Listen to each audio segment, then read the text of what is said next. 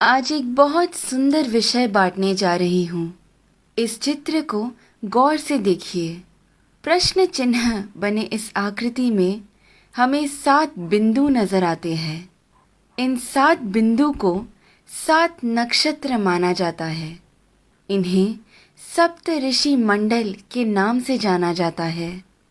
ये सप्त नक्षत्र सप्त ऋषियों को दर्शाते हैं। इस प्रश्न चिन्ह के अंतिम भाग से शुरुआत करते हैं। यहाँ से पहले बिंदु को मरीचि ऋषि के नाम से जानते हैं।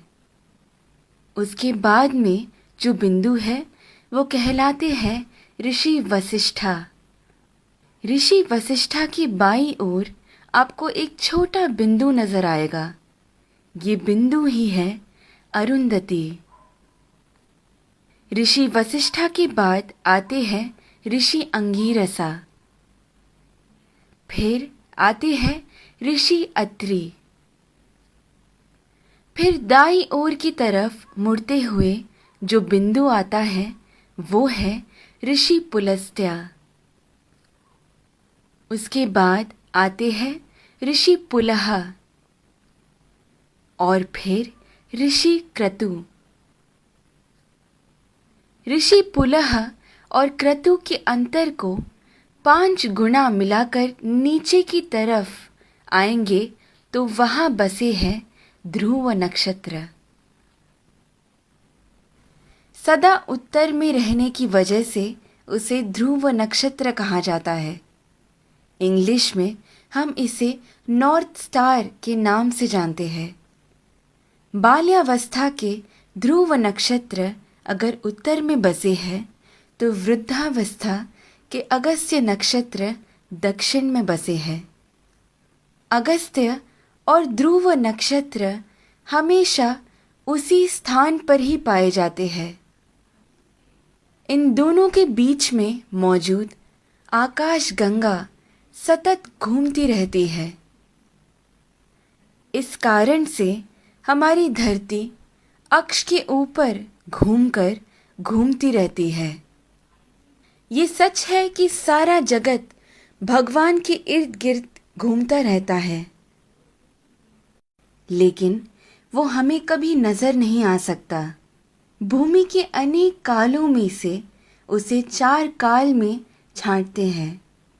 ऊपर नजर आ रहा पीठ के बल सोया हुआ प्रश्न चिन्ह के आकार में बना हुआ सप्त ऋषि मंडल हमें वसंत ऋतु में ठीक ऐसे ही नजर आता है।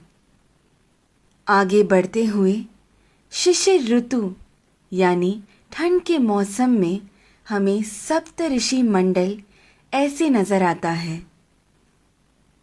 फिर शरद ऋतु में जब सारे पत्ते झड़ने लगते हैं तब सप्त ऋषि मंडल हमें ऐसे पीठ के बल सोया हुआ प्रश्न चिन्ह के आकार में नजर आता है। और फिर ग्रीष्म ऋतु यानी गर्मी के मौसम में हमें सप्त ऋषि मंडल ऐसे शीर्षासन कर रहे प्रश्न चिन्ह के आकृति में नजर आता है।